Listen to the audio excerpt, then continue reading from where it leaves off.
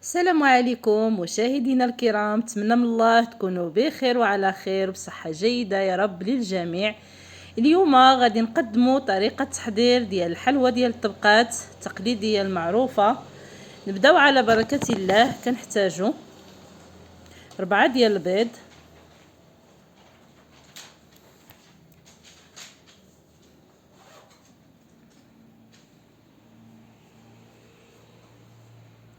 سكر سنيدة كيبقى على حسب الذوق، كاس ديال الزيت، انا استعملت كاس ديال السكر ديال سنيدة وكاس ديال الزيت،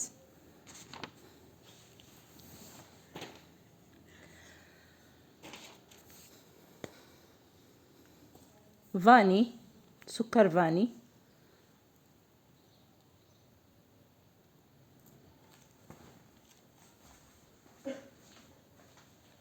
قشور ديال الليمونه محكوكين، قبصه ملح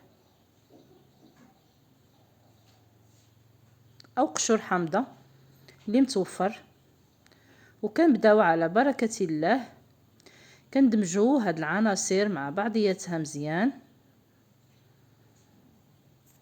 بهاد الطريقه هادي.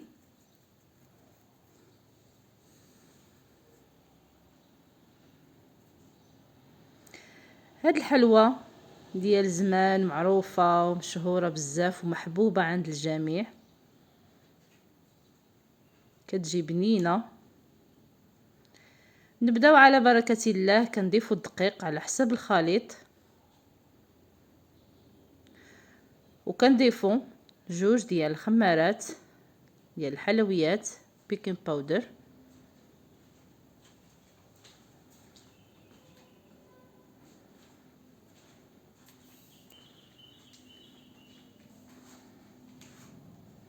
وكنجمعوا العجينه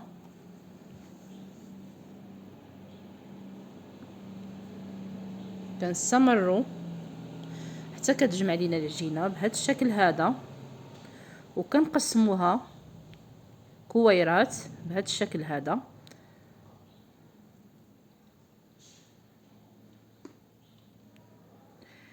الطبقه البيضه كنضيفوا لها شويه ديال الدقيق بهذا الشكل هذا،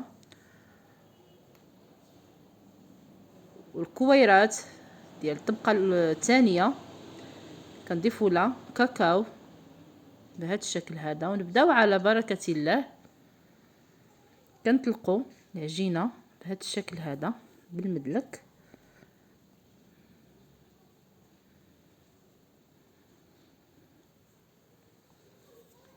كنستمروا بهذا الشكل هذا.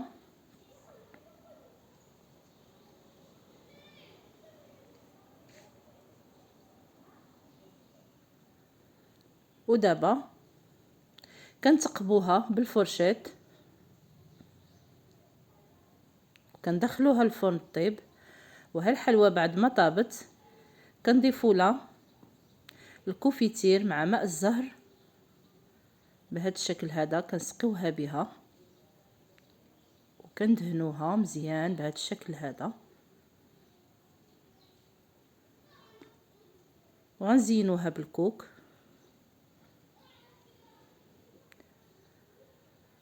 ودابا غادي نقطعوها على هذا الشكل،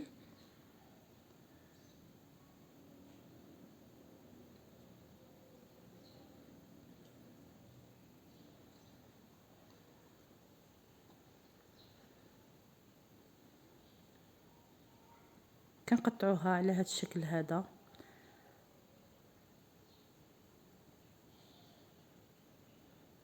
وهالحلوى بعد ما وجدات قدموها بالصحة والراحة، والشكر للجميع على الدعم والاشتراك.